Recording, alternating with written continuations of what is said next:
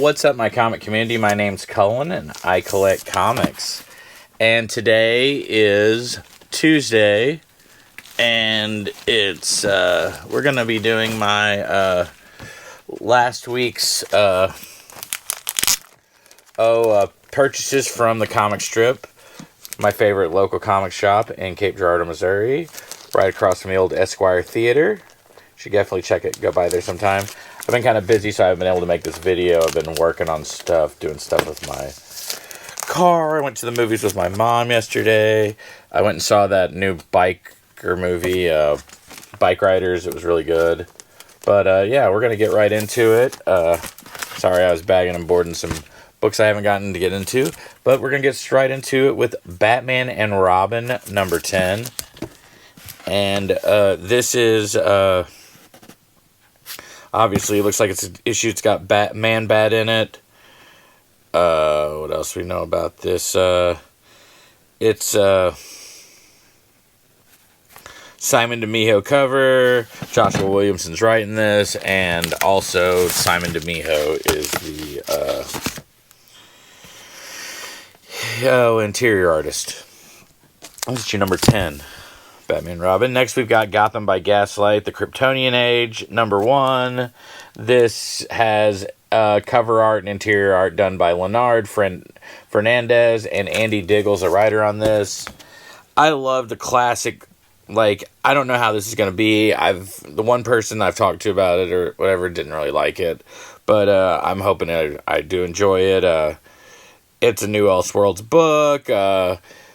The original one, Mike Mignola did the artwork for it, and Brian Augustin did the writing, and it was so good. I loved it. And it was like Batman versus Batman at the turn of the last century, as in the 1800s, battling Jack the Ripper after he's come to America. It was just cool.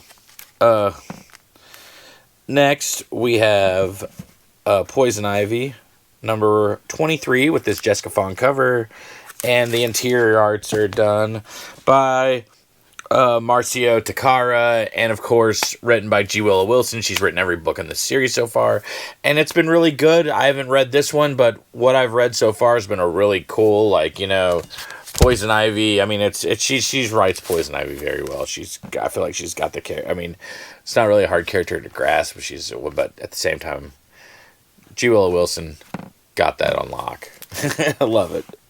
All right, next we're moving to Red Hood, The Hill, number 5, and this is Stanford Green did the artwork on this, and Sean Martinborough is the writer for this, and the interior art is done by Tony Atkins, and I absolutely, yeah.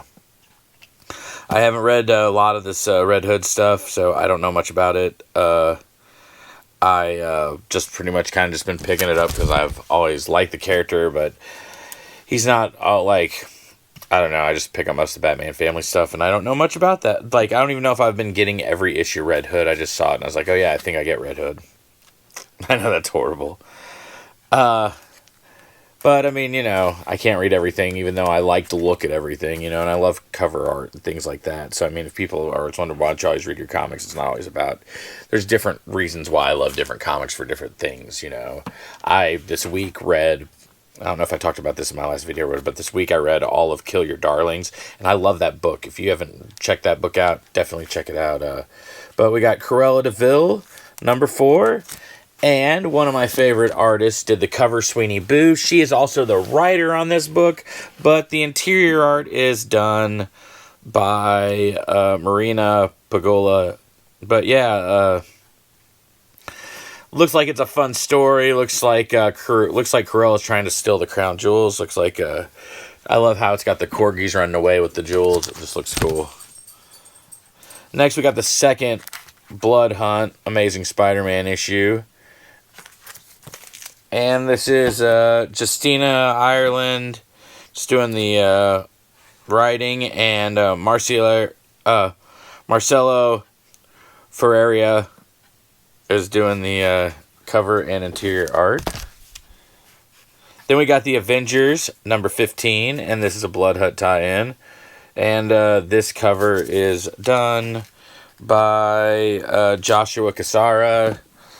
Jed McKay is the writer for this, and C.F. Villa is the interior artist. But also, look, or no, the cover artist. Sorry. Or no, the interior. Well, yeah, that's right.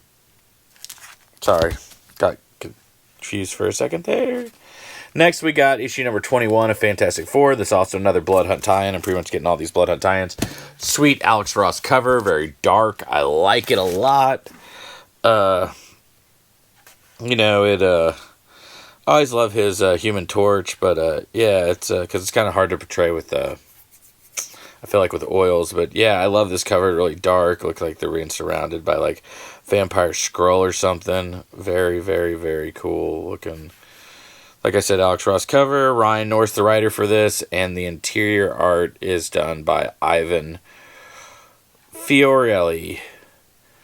Then we're going to move on to Giant Size Daredevil number 1, volume 2. And it's got a Brian Hitch cover. Paul Davidson's the artist on this, and Brian Hitch did the cover art. And the writer for this is Saadin Ahmed. And apparently in this issue, it says someone told me that Kingpin pretty much gets some sort of superpowers or something. I don't know about that. I did see a panel that I think it might be from this, of him crushing someone's head. I don't know.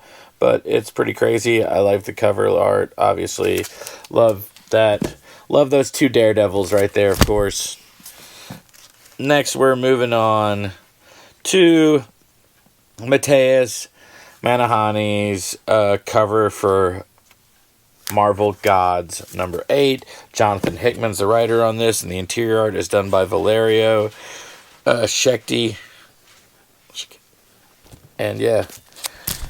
Next, we got some more Blood Hunt going on, and we got this Federico Vincentini cover of Miles Morales number 21. We got who supposedly, spoiler alert, the big main villain in Blood Hunt is apparently Blade. But we got Blade right here on this cover. Cody Ziglar's the writer for this, and the interior art's done by Travell Foreman. And yeah. So we got that going. Next, we are moving on to Spider-Boy, and this is the first appearance and cover appearance of this Puzzle Man, who is right there on the cover with this Oni-esque kabuki-looking face paint.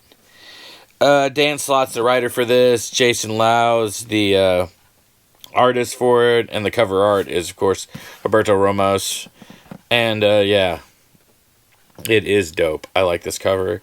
I hope Puzzle Man's a cool character. I think I'm going to end up with like 3 of these because I think it looks cool. Next, we've got Strange Academy, number 2 of 3 of the Strange Academy Blood Hunt. And it looks like we got some Darkhold stuff going on in this. Obviously, tie-in. Danielle Jose Older's the writer for this. The artist for it's Eric Gusbar. And, of course, the Roberto Ramos again. Or Roberto Ramos on the cover art. And yeah, this looks cool. I love Strange Academy. If you've not got a chance to pick up some of that, or at least read some of it, it's a really good read. I wish I had all of it. And maybe if someone ever gets around to selling their stuff, I will get around to buying some. But next, we've got the final book. We've got Ultimate X-Men number 4. And if you can guess who did the cover art on that, it's the same person that did the interior art and the story. It's Peach Momoko, and I'm sure it's awesome because I've loved the last 3 issues of this, so yeah. But that's all my pickups lately from the Comix Strip on Broadway in Cape Girardeau, Missouri, right across from the old Esquire Theater. I'm sure next Thursday, when I go into work, I'll be picking up whatever I've got for this week. But I'm going to get off here. Thanks for watching. Hit like and subscribe, and I will see you in the next video. I'm out.